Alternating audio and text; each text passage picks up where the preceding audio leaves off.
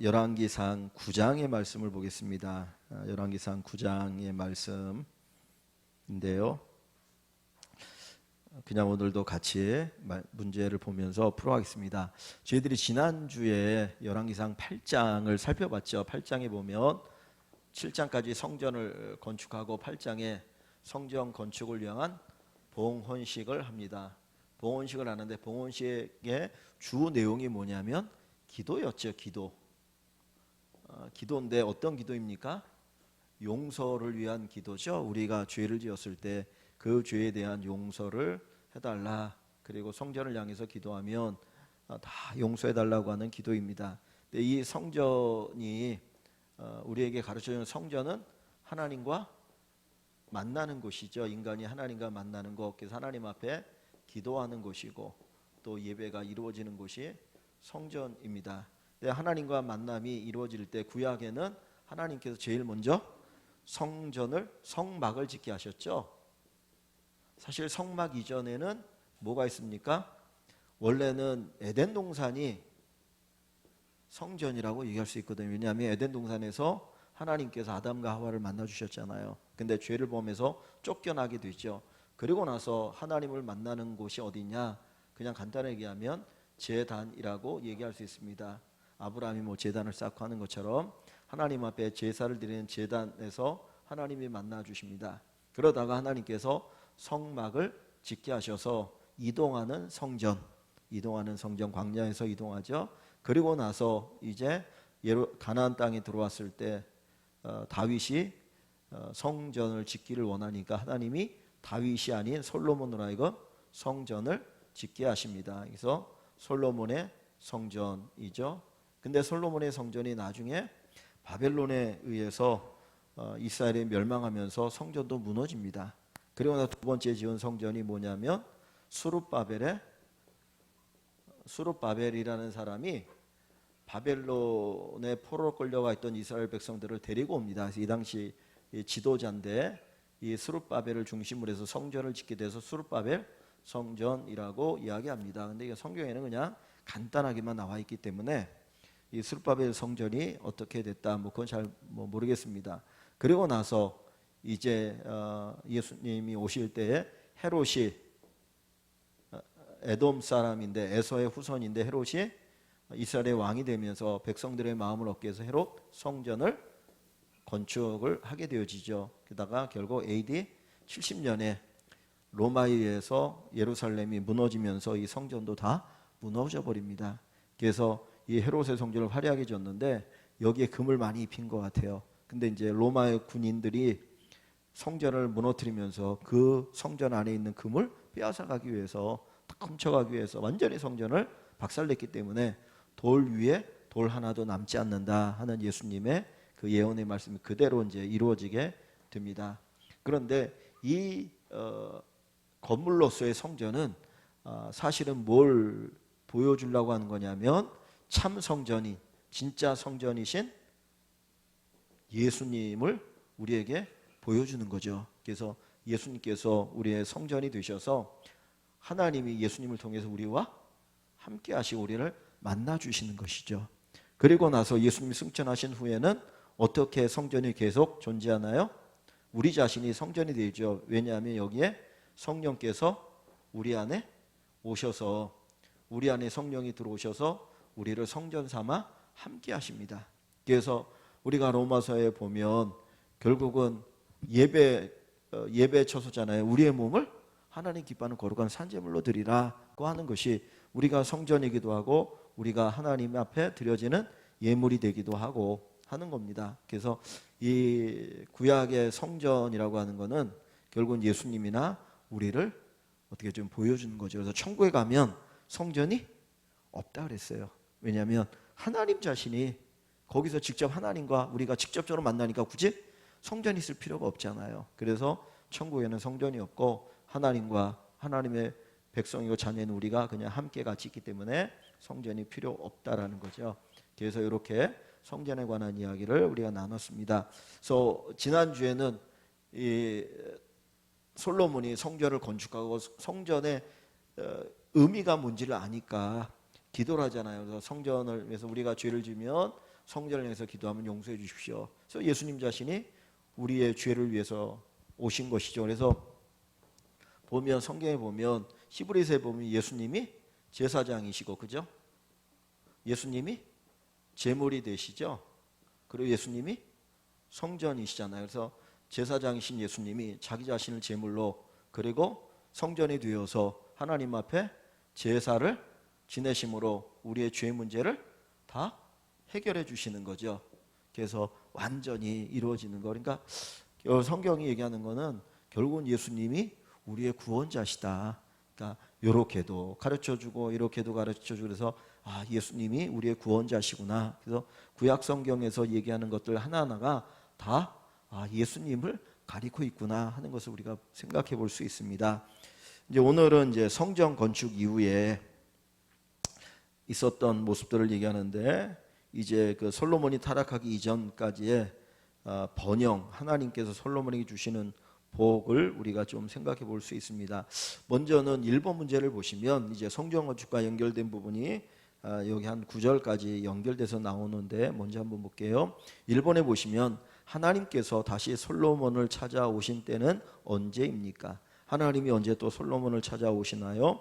1절과 2절 한번 같이 읽어볼게요. 솔로몬이 여호와의 성전과 왕궁 건축하기를 마치며 자기가 이루기를 원하던 모든 것을 마친 때에 여호와께서 전에 기브온에서 나타나심 같이 다시 솔로몬에게 나타나사. 자, 여기 보니까 하나님 여호와께서 솔로몬에게 다시 나타나셨는데 언제 나타나신 건가요? 1절에 보면 성전과 왕궁 건축하기를 마친 후에 그랬습니다. 그죠? 성전과 왕궁을 건축하기를 마친 후에, 이게 약 20년이 이제 걸립니다.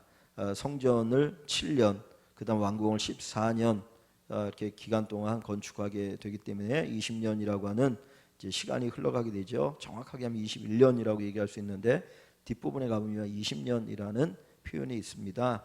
근데 여기 보니까 하나님께서 이 성전을 건축하고 왕궁 건축을 마친 후에 솔로몬에게 다시 나타나셨다라고 얘기합니다. 근데 거기에 보면 뭐라고 2절에 써 있냐면 여호와께서 전에 기브온에서 나타나심 같이 다시 솔로몬에게 나타나사 그랬습니다. 기브온에서 나타나셨던 것처럼 솔로몬에게 나타나셨다. 자, 이 이야기를 보면 그러면 솔로몬이 왕이 되고 20년 동안 성전을 건축하잖아요. 왕궁을 건축하고, 그럼 20년 동안 하나님이 솔로몬에게 안 나타나셨을까요? 나타나셨을까 안 나타나셨을까요? 찾아오시지 않았을까요? 그죠? 분명히 찾아오셨을 것 같아요. 근데 여기 보면 다시 솔로몬에게 나타나다, 기브온에 처음 나타나심 같이 다시 솔로몬에게 나타나사, 요 이야기를 보면 분명히 이전에도 하나님께서 솔로몬에 나타나셨지만 좀 특별하게 나타나신 것이 아닐까, 그런 생각을 가질 수 있는 것 같아요. 그죠? 그러니까 평상시에도 우리가 하나님을 만나잖아요. 우리가 기도를 드린다는 건 하나님 만나는 거거든요. 어떤 특별한 어떤 경험이 있느냐 없느냐 관계없이 우리가 기도를 드리고 말씀을 읽는다는 것은 하나님을 만나는 것입니다. 그러니까 그건 일상적인 만남인데 어떤 특별한 체험을 통해서 또 하나님을 만나는 경우가 있잖아요. 그러니까 특별한 어떤 체험 속에서 만났을 때 그게 어떤 크게 느껴지는 것처럼, 아마 이것은 하나님이 기브온에서 나타나심 같이 다시 솔로몬이 나타나사 하는 것은 보면, 기브온에서 하나님이 솔로몬에 나타나셨을 때 특별하게 나타나셔서 야 솔로몬에 내가 너에게 뭘 줄까 그러면서 쭉 얘기하시잖아요. 그것처럼 여기에서도 하나님이 특별하게 솔로몬에게 나타나셔서 이제 말씀하시는 것으로 볼 수 있다라는 것이죠. 그래서 이런 표현은 어떨지 모르겠지만 우리가 하나님과의 만남이 사실 예배 자체가 만남이잖아요. 그런데 만남이 일상적인 만남이 있을 수 있고요. 그 다음에 특별한 만남이 있을 수 있죠. 그러니까 일상적인 만남, 어떤 특별히 문제가 있거나 특별한 어떤 사건을 통해서든지 하나님께서 특별한 은혜를 주시기 위해서 우리에게 찾아오시는 만남이 있을 수 있더라. 그래서 일상적인 만남 속에서 우리가 끊임없이 하나님과 깊은 교제가 이루어지면 어떤 특별한 상황 속에서 하나님도 특별한 은혜를 주실 때가 있습니다. 근데 사람들은 자꾸 이것만 생각하는 것 같아요. 그래서 일상적인 하나님과의 만남을 무시하고 특별한 것만 생각하는데, 일상적으로 하나님을 만나고 말씀을 읽고 듣고 기도하고 그 일상 속에서 하나님을 경험하는 것이 사실은 우리의 신앙이 이게 자라게 하는 겁니다. 이게 자라게 하는 것이지 특별한 만남이라는 것 자체가 항상 있는 건 아니잖아요. 그래서 우리가 일상적으로 말씀을 듣고 기도하고 이것이 우리의 신앙을 성숙하게 하는 것이다. 우리가 생각해 볼 수 있습니다. 여기는 이제 솔로몬이 성전을 건축하고 난 후이니까 하나님께서 이제 솔로몬에게 특별한 말씀을 하시기 위해서 찾아오신 것으로 봐야 되겠죠. 자, 두 번째로 보시면 솔로몬에게 하나님 찾아오셔서 솔로몬에게 주신 하나님의 약속 두 가지가 무엇입니까? 자, 먼저 3절입니다. 제가 거기다 4라고 써놨는데 3절입니다. 3 두 가지를 말씀하셔요. 3절 보시면 여호와께서 그에게 이르시되 솔로몬에게 이르시되 내 기도와 내가 내 앞에서 간구한 바를 내가 들었은즉 이 기도가 뭡니까? 결국은 앞에 8장에 나와 있는 그 기도잖아요. 그죠? 봉헌식을 하면서 우리가 죄를 지어서 이렇게 당할 때 우리가 하나님 앞에 성전을 향해 기도하면서 회개하면 주님 기도 들으셔서 회복시켜 달라 그런 기도지요. 그 기도를 하는데 간구한 바를 내가 들었은즉 나는 내가 건축한 이 성전을 거룩하게 구별하여 내 이름을 영원히 그곳에 두며 내 눈길과 내 마음이 항상 거기에 있으리니. 그래서 첫 번째는 하나님의 약속이 뭔가요? 지금 하나님의 첫 번째 약속은 성전에 뭐를 두겠다는 겁니까? 하나님의 이름을 영원히 두겠다. 함께 하시겠다라고 하는 거죠. 아까도 말씀드렸지만 성전은 이 눈에 보이는 성전은 무너지잖아요. 그러나 참 성전이신 예수님 또 우리가 성전 되게 하셔서 하나님이 항상 함께 하신다는 거죠. 그래서 성전을 통해서 내가 함께 하겠다. 그래서 이게 임마누엘이라고 그랬죠. 그래서 첫째는 하나님이 함께 하시겠다는 약속입니다. 내가 성전을 통해서 너희와 함께 하겠다 하는 첫 번째 약속을 주시죠. 두 번째 약속은 뭔가요? 이 4절과 5절을 우리 한번 같이 읽어볼까요? 4절 5절 같이 한번 먼저 읽어볼게요. 내가 만일 내 아버지 다윗이 행함같이 마음을 온전히 하고 바르게 하여 내 앞에서 행하며 내가 내게 명령한 대로 온갖 일에 순종하여 내 법도와 율례를 지키면 내가 내 아버지 다윗에게 말하기를 이스라엘의 왕 위에 오를 사람이 내게서 끊어지지 아니하리라 한 대로 내 이스라엘의 왕위를 영원히 견고하게 하려니와. 자, 여기 보면 하나님께서 뭘 약속합니까? 야, 네가 성전을 지었는데 결국 말씀을 순종하면 너의 왕위가 어떻게 되긴다고요? 견고하게 되어질 것이다. 그죠? 나라의 왕위가 견고하게 된다. 왕위가 견고하게 된다라고 하는 거에는 근본적으로는 첫째는 뭡니까? 하나님께서 나라를 지켜주시는 거죠. 그죠? 나라가 튼튼해야 왕위가 계속되어질 거 아닙니까? 그죠? 그 다음에 이제 하나님께서 보호하신다라고 하는 약속도 있고, 그리고 그 약속에서 이 왕의 역할을 할 수 있도록 왕권을 하나님이 쭉 내려주시는 걸 얘기하죠. 근데 사실은 이것도 보면 결국은 무엇으로 연결됩니까? 예수님께서 왕으로 오시는 거잖아요. 그죠? 예수님께서 우리의 왕으로 오셔서 그래서 결국 예수님 안에서 이 약속들이 이루어지는구나 하는 것을 보게 됩니다. 그러니까 두 가지. 첫째는 내가 너와 함께한다. 두 번째는 내가 네 왕위를 견고하게 하겠다라고 하는 약속입니다. 그런데 여기 보면 이 약속에 여기에서 하나님께서 요 약속의 조건이 뭡니까? 하나님이 약속을 이루시겠다는 게 4절에 보면 그 얘기를 하고 있죠. 마음을 다 온전히 하고 바르게 하여 내 앞에서 행하며 내게 명령한 대로 온갖 일에 순종하여 내 법과 율례를 지키면 그러죠. 그러니까 아까 이게 말씀드렸던 것처럼 순종을 이야기하잖아요. 순종하는 것이 있잖아요. 그러니까 제가 주일날도 간단 말씀드렸는데 오후에 성전을 지었다고 해서 모든 것이 안전하다가 아닌 거잖아요. 우리가 그 주일날 오후에 보는 것처럼 예레미야 선지자를 통해서 그 거짓 선지자들은 야 성전이 있으니까 우리는 안전해. 우리 아무 문제 없어. 근데 다 그게 거짓말이라고 그랬죠. 왜 거짓말입니까? 여기서 지금 하나님 얘기하잖아요. 성전을 지었는데 성전 지은 것 그 자체만으로 되는 게 아니고 말씀에 순종하는 게 중요하다. 그래서 이것과 연결해서 볼 수 있는 게 뭐냐면 로마서에 보면 1장에서 3장 앞부분까지가 죄에 대한 이야기를 합니다. 우리가 죄인이라는 거. 근데 첫 번째 죄인이라는 거 얘기하는데 1장에서는 이방인의 죄를 얘기해요.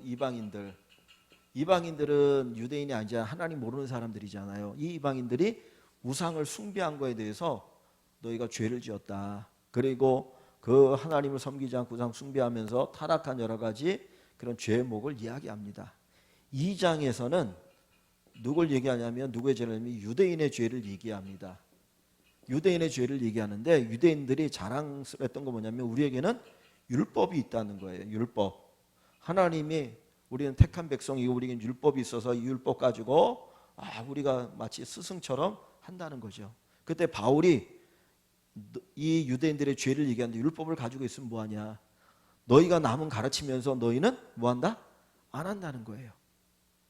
율법을 갖고 율법을 받았다는 게 중요한 게 아니라 율법으로 사는 것이 중요한데 너 율법으로 살았느냐? 안 살지 않았느냐.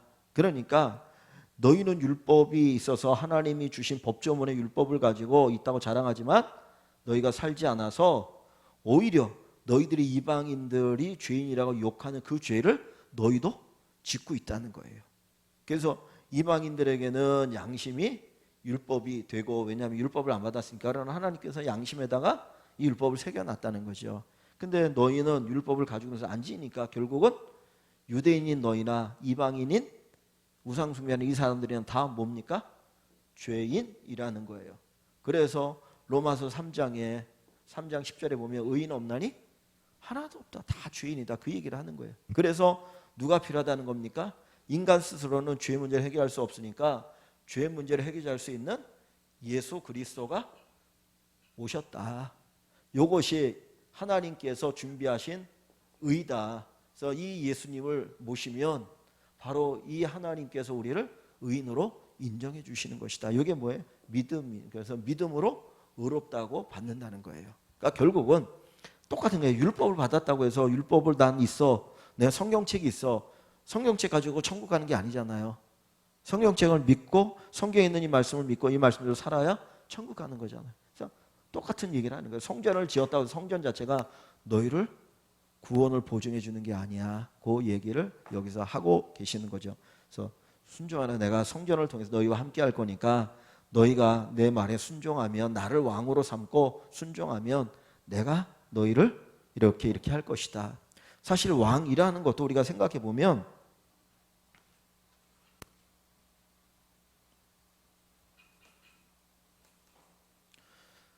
사실 우리가 하나님을 왕이시라고 얘기하잖아요. 그러니까 하나님이 왕이시잖아요. 그리고 하나님이 세상을 다 창조하셔서 세상을 다스리시는 왕이시거든요.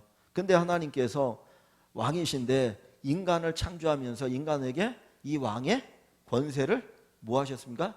위임해 주신 거예요. 그죠? 그래서 인간을 만드시고 다스리라고 얘기하잖아요. 세상 만물을 다스리라, 충만하라 뭐 이렇게 이제 몇 가지를 얘기하시잖아요. 다스린다는 게 뭡니까? 왕의 권세를 가지고 너희가 대신 대리해서 다스려라는 거예요. 그런데 이 다스려 대신해서 위임을 받아서 다스려야 될 왕인 인간이 죄를 지어서 결국 어떻게 됩니까? 요거를 잃어버린 거예요. 그죠? 세상을 다스리는 게 오히려 이 위에서 인간이 위에서 세상을 하나님의 뜻대로 다스려서 하나님의 뜻대로 온 세상 만물이 하나님을 찬양하게 해야 되는데 타락하고 나니까 어떻게 합니까? 이 세상에 다스림을 받는 인간이 되어버린 거예요. 그래서 이 세상을 어떻게 합니까? 숭배하죠. 내가 다스려야 할 세상을 죄를 짓고 나니까 숭배를 합니다. 이게 뭐예요? 우상이잖아요. 그러니까 정말 나중에는 완전히 그래서 죄의 문제로 하나님의 나라가 임하게 되면 다시 이것이 완전히 회복되어질 거예요. 그러니까 이런 과정을 지금께서 하나님께서 만들어 가시는 거죠. 그러니까 세상의 사람들은 세상을 숭배합니다. 그죠? 세상을 숭배해요. 하나님은 우리를 만드실 때 세상을 다스리라고 만드셨는데 이 하나님을 믿지 않으니까 세상을 숭배합니다. 그 하나의 예가 이제 뭐 쉽게 얘기하면 돈이겠죠. 돈이 이제 모든 이렇게 가치를 척도로 사용하고 있으니까. 그래서 이 하나님께서 왕권을 쭉 주신다는 것도 결국은 하나님의 왕권이 회복되어질 뿐만 아니라 우리들로 하여금 다시 다스린. 그래서 요한계시록에 보면 우리가 영원토록 주님과 함께 왕노릇하리라고 말씀하신. 그래서 이거를 다 누리고 사는 거죠. 다스리고 다 누리고. 그래서 다시 온전한 회복이 이루어지는 것. 그래서 그렇게 하나님이 역사하신다는 거죠. 자, 그래서 여기 얘기하고 그 다음에 4번 몇 절입니까? 3번을 가보시면, 자, 성전을 건축하여서도 하나님을 떠나면 어떻게 될까요? 순종하지 아니하고 하나님께 순종하지 않고 하나님을 떠나게 되면 어떻게 되는가? 6절부터 8절에 이야기합니다.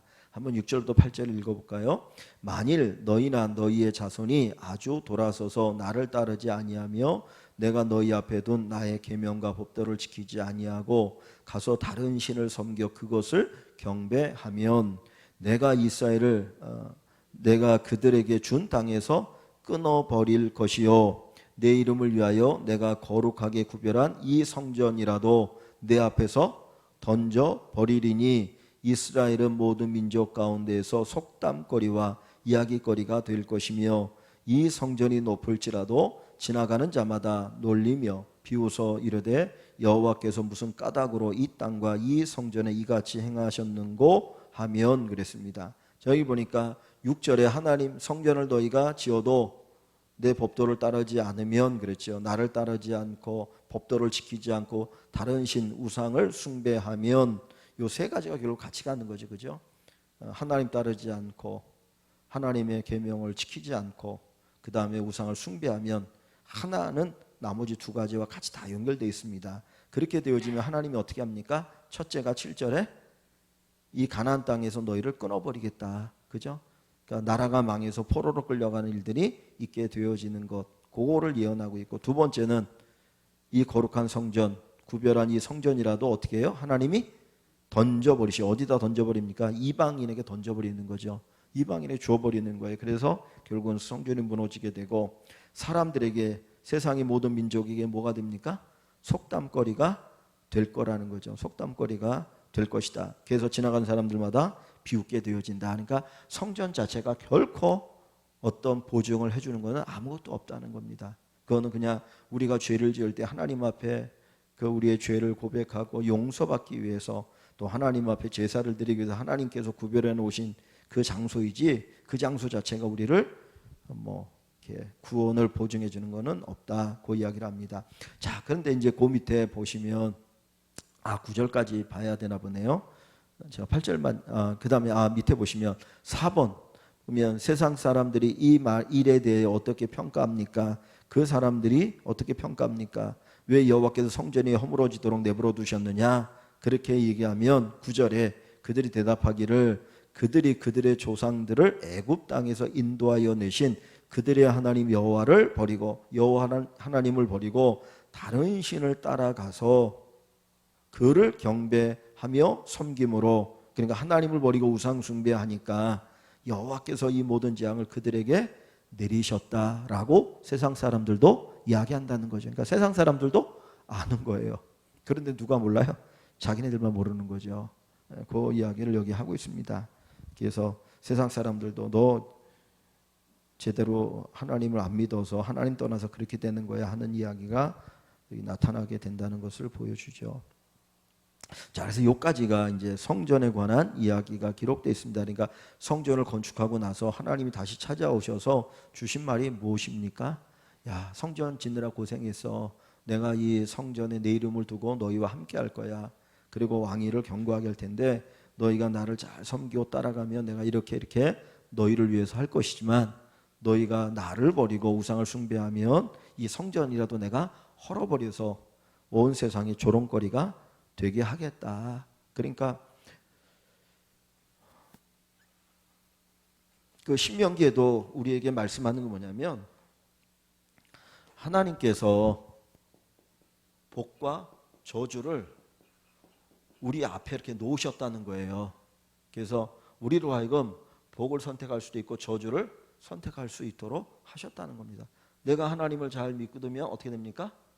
복을 선택하는 거잖아요. 하나님 복을 주시는 거잖아요. 근데 하나님을 떠나서 하나님 말씀대로 살지 않고 우상 숭배하면 저주를 받을 수 있다. 그래서 복과 저주를 내가 너희 앞에 두었다. 그러면서 이게 뭡니까? 결국 순종하느냐, 하나님을 섬기고 순종하느냐, 순종하지 않느냐가 우리 인생의 복과 저주를 결정한다는 것을 이야기하는 거죠. 똑같은 이야기가 사실은 계속되는 겁니다. 그래서 열왕기서가 가르쳐주는 것은 이 이야기를 가르쳐주는 거군요. 믿음으로 순종해서 복을 받느냐 저주를 받느냐 이거를 역사 속에서 보여주는 것이 열왕기서의 이야기거든요. 사무엘서나. 그래서 지금 여기서도 다시 먼저 솔로몬에게 이 얘기를 하십니다. 자, 그리고 나서 이제 10절 이하에서 쭉 보시면 솔로몬 때에 이루어진 일들을 이야기하고 있거든요. 먼저는 5번 이제 5번에 보시면 여기는 간단하게 한번 또 할게요. 솔로몬이 성전 건축을 도와준 히람에게 준 선물은 무엇입니까? 요 히람은 두로왕이죠.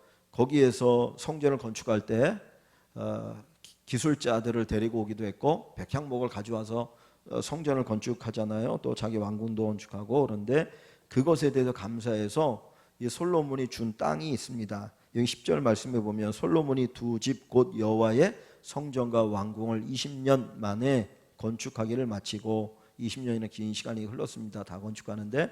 자, 그리고 나서 11절에 갈릴리 땅에 성읍 20곳을 히람에게 주었으니 여기 보면은 이 두로시돈이라고 하는 나라가 어디에 있느냐면 요 북쪽에 있는 거죠. 여기가 이렇게 갈릴리 호수고 사해바다면 요쪽에가 이제 있는 거거든요. 여기를 레바논이라고 하는데 여기 있는 나라니까 이쪽에 있는 성읍 20개를 이렇게 준 거예요.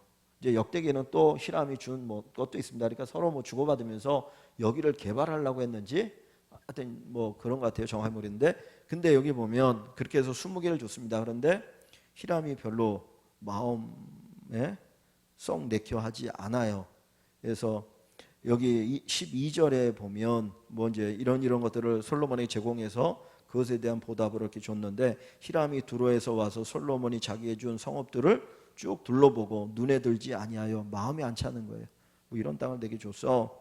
마음이 안 차합니다. 그래서 이르기를 내 형제여, 뭐 어떤 관계는 끊어지지 않죠. 내 형제여, 내게 준 이 성읍들이 이러한가 하고 뭐 이런 땅을 내게 주었어. 난 마음에 안 들어. 그래서 이름하여 가불 땅, 뭐 이렇게 잠갔다. 뭐 하여튼 쓸모없는 별로 마음에 안 드는 뭐 그런 이제 의미 속에서 가불 땅이라 하였더니 그 이름이 오늘까지 있느니라. 뭐 가불이라는 동네에 있는 것처럼 뭐 그래서 이 히람 별로 마음에 안 들어했다는 얘기를 합니다.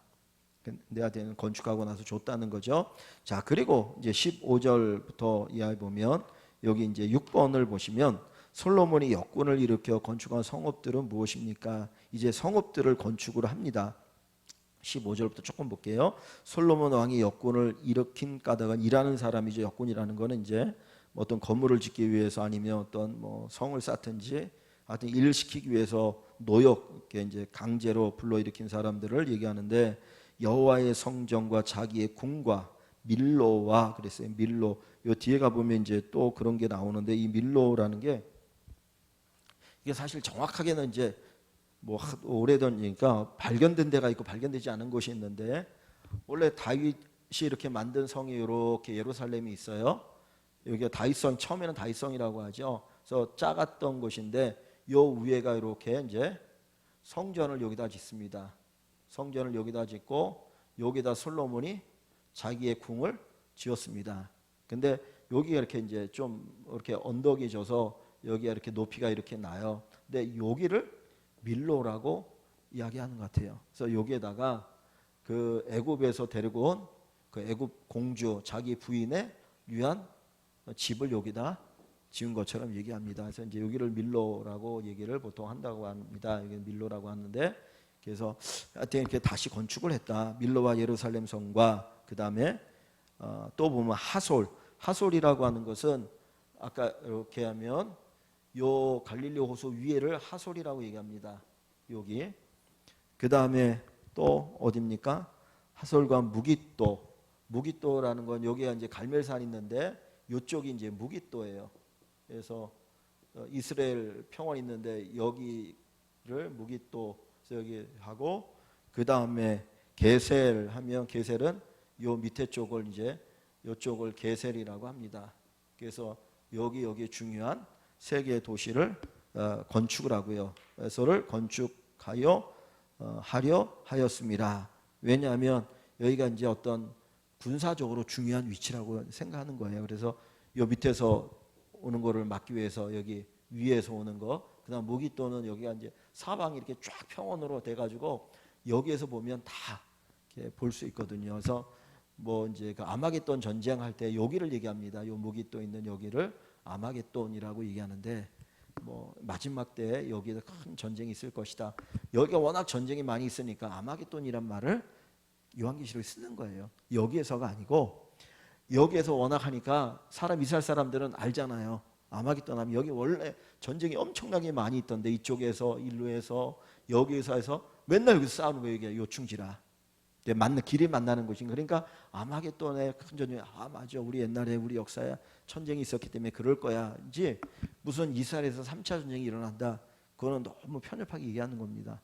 그러니까 그 관계없이 지금 솔로몬은 여기 요충지인 걸 아니까 여기다가 짓는 거예요. 그리고 또 밑에도 보면 또 다른 이제 그것도 건축을 하게 되죠. 그래서 15절에 전에 애굽왕 바로가 올라와서 게셀을 탈취하여 불사르고, 이전에 솔로몬의 왕이 다윗이 왕이 되기 이전에 이 게셀이라고 하는 것을 애굽이 탈취했었던 건데, 이 게셀을 이 애굽 왕이 솔로몬에게 주었어요. 줬는데 여기 보면 뭐라 합니다. 불사르고 그 성읍에 사는 가나안 사람을 죽이고 그 성읍을 자기가 이제 차지했다가 그 성을 자기 딸 솔로몬의 아내에게 예물로 줍니다.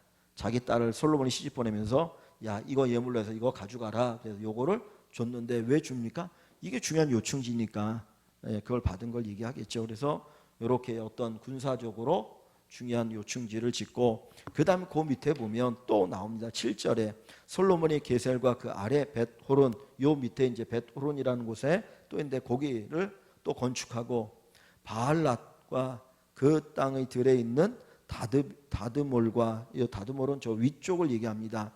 그리고 나서 그 밑에 보시면 이런 성읍들이 어떤 역할을 하는 거냐면 19절을 보시면 자기에게 있는 모든 국고성과 병거성들과 마병의 성들을 건축하고 그랬어요.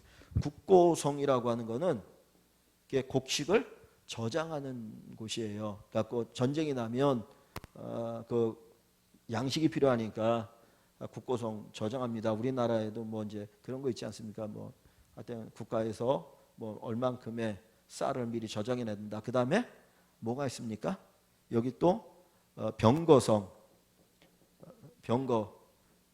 마차를 위해서, 그 다음에 마병의 성, 요 있는데, 무기또 가면 요게 이렇게 이제 있어요. 이렇게 이스라엘 평원이 이렇게 있는데 평원 위로 이렇게 조금 높은 데가 있는데 여기가 무기또입니다. 그래서 솔로몬이 여기를 국고성으로 잡고 여기에다가 쌀도 이렇게 저장하는 거, 물 저장하는 거, 그다음 말을 기르고 마차 했던 요것이 그대로 이렇게 남아 있거든요. 근데 여기에서 보면 쫙 이렇게 다 보여요.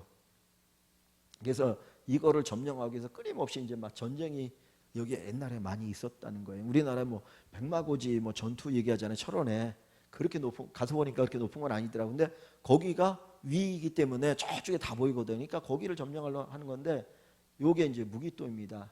그래서 이런 식으로 해서 요거 하면 결국은 뭡니까? 이게 군사력이죠. 그래서 국가를 부강하게 하기 위해서 군사력을 튼튼하게 했다 하는 것을 알 수 있습니다.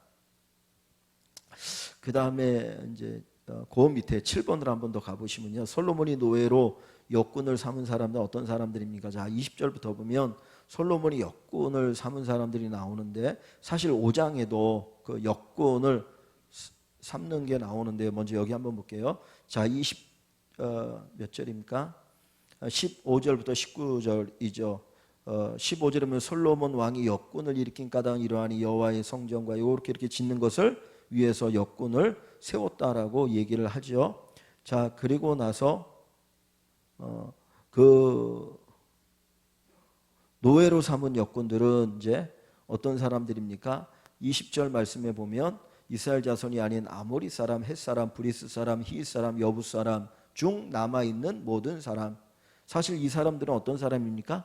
원래 가나안 땅에 살던 사람들이잖아요. 하나님이 어떻게 하라고 해서 다 원래는 죽이라고 그랬는데 안 죽였던 사람들이잖아요. 그래서 이 사람들의 이렇게 이제 이스라엘의 신앙이 약해지면 이 사람들이 강성해져갖고 이스라엘 괴롭히기도 하고 그랬거든요. 근데 이제 남아있던 이 사람들을 데려다가 역군으로 삼아서 일을 시킵니다. 노예로 삼아서 일을 시키는 거죠. 그리고 곧 이스라엘 자손이 다 멸하지 못함으로 그 땅에 남아있는 그들의 자손들을 솔로몬이 노예로 역군을 삼아 오늘까지 이르렀으니, 그러니까 그전에는 막 있다가 이제 하여튼 힘이 세지니까 그들 노예로 삼았는데, 우리가 5장인가에 보면 솔로몬이 성전을 건축하기 위해서 이스라엘에서 역군을 삼을 때 3만 명인가를 역군을 만들잖아요. 이렇게 노역을 시키냐 데려다가 해서 1년씩 해가지고 이제 3년조로 이렇게 나눠가지고 하거든요. 요 사람들은 있는데, 그러니까 그냥 완전한 노예 말고 요 사람들은 노예는 아닌데 거기에 동원되어진 사람들이에요. 옛날에 뭐 이제 군역을 위해서 동원된 것처럼 성전을 짓고 왕궁을 짓기 위해서 동원된 사람들이 3만인데 1년 해가지고 3년 합니다. 근데 이 사람들 대부분이 남쪽에 있는 유다 지파 사람들이 아니라 북쪽에 있는 지파 사람들이었던 거예요. 그러니까 이런 이렇게 일을 많이 했던 사람들. 그래서 나중에 솔로몬이 죽고 아들 르호보암이 왕이 되고 나니까 이 북쪽에 있는 사람들이, 야, 우리 당신의 아버지 때 너무 고생했어. 우리 일 좀 그만 시켜달라. 그리고 우리에게 좀 숨쉬고 살 수 있게 해달라고 요청을 하자 르호보암이 그 거절하잖아요. 그래서 결국은 남북이 이렇게 나눠지거든요. 근데 이제 여기에는 이제 노예들이 나와 있고, 아까 이제 5장에 가보면 성전 지을 때 거기에는 이 남북쪽에 있는 그 사람들이 이제 이랬던 내용들이 나옵니다. 그리고 그 뒤에 이제 23절에는 이스라엘의 사람들을 데려다 일을 시킨데, 이 사람들은 우두머리로 해서 이제 감독하는 일을 시켰다. 550명 그 이야기를 하고 있습니다. 그 이야기를 쭉 하고 있고요. 그래서 그 다음에 이제 8번으로 가보시면, 8번에 보면 솔로몬이 성전에서 1년에 몇 번씩 번제와 감사제를 드렸습니까? 25절에 보시면, 자, 솔로몬이 여호와를 위하여 쌓은 제단 위에, 그러니까 성전에 제단이 있잖아요. 거기서 이제 성전에 제사를 드린 거죠. 해마다 3번씩 번제와 감사 예물을 드리고 또 여호와 앞에 있는 제단에 분향하니라.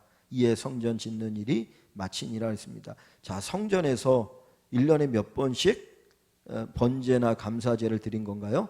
3번을 드렸다고 그랬잖아요. 왜 3번을 드렸다라고 이해할까요?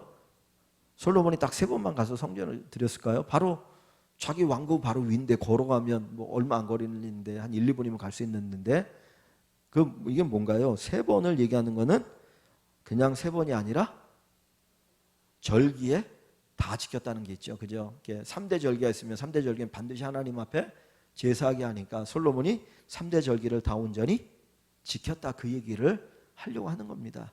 사실 나중에 유다 역사에 보면 뭐 절기를 안 지켜요. 그래서 나중에 저 히스기야 때에 안 지키던 절기를 한 번 다시 지킵니다. 그게 막 이제 종교 개혁에다가 하나님을 다 떠나서 막 사는 거예요. 하나님 말씀대로 안 살고. 그러니까 그런 일들이 있었는데, 하여튼 솔로몬이 하나님 앞에 성전을 지을 뿐만 아니라 절기도 지켰다라는 걸 얘기합니다. 그 다음에 이제 마지막 9번을 보면 솔로몬 때의 항구와 무역으로 가져온 금의 양은 얼마입니까? 여기 보니까 솔로몬이 이제 배를 건축하는데, 배를 어디서 건축하나요? 솔로몬 왕이 에돔 땅 홍해 물가의 엘롯 근처 에시온 게벨에서 배들을 지은지라 그랬습니다. 자, 여기 이렇게 이제 땅이 있으면은 이렇게 되면 지금 이렇게 돼야 되나요? 이렇게 해서 이렇게 해서 뭐 이렇게 내려는데, 여기가 아라비아 반도인데 여기가 이제 시내 반도죠. 우리가 보통 이제 여기 홍해라고 이렇게, 여기는 이제 이집트고 여기가 시내 반도고, 이렇게 해서 이렇게 돼 있으면 홍해를 건너서 이렇게 해서 이제 올라간 거잖아요. 여기가 이제 항구예요, 에시온게벨. 그래서 지금도 뭐 여기 엄청나게 휴양지라고 그러더라고요. 그래서 사람들이 와서 하는데, 여기에서 배를 만들어 가지고 무역을 하는 겁니다. 에시온게벨에서. 근데 배들을 지은지라. 자, 그래가지고 여기 히람도 원래 여기가 이제 그러니까 여기 지중해에서 무역을 두루치던 페니키아 사람이라고 얘기하는데, 이 사람들이 워낙 뭐 이제 무역을 잘하고 그랬던 사람들인데, 배도 해양을 잘하니까 데리고 와서 여기서 같이 배를 만들어서 이쪽 어디로 무역을 하는 거예요. 그래서 그 바다에 뭐 쭉 해가지고 무역을 하는데 이제 뒷부분에 가보면 10장에 그 무역하는 내용이 나옵니다.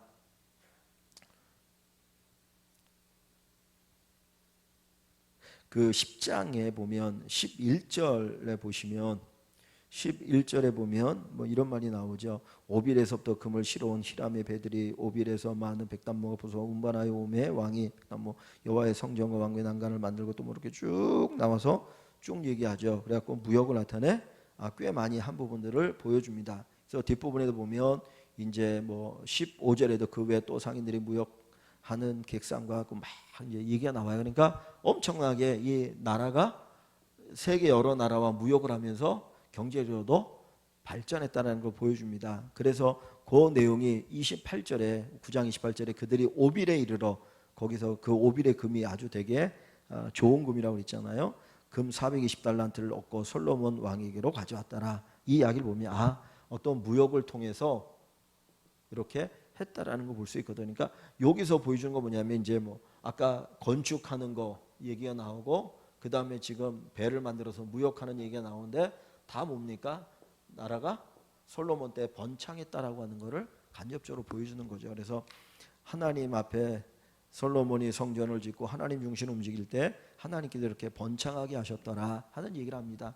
근데 이제 문제는 요 번창할 때 어떻게 해야 되느냐, 이게 사실은 중요한 거예요. 그러니까 아까 말씀드렸던 것처럼 복과 하나님은 저주를 우리 앞에 놓고 우리가 선택할 수 있게 하신 거예요. 그러니까 어떤 것이 나중에 잘못하면 그게 복인데 저주가 될 수도 있고 저주가 복이 될 수도 있는 거죠. 그죠? 그러니까 우리가 그걸 어떻게 쓰느냐에 따라 달라집니다.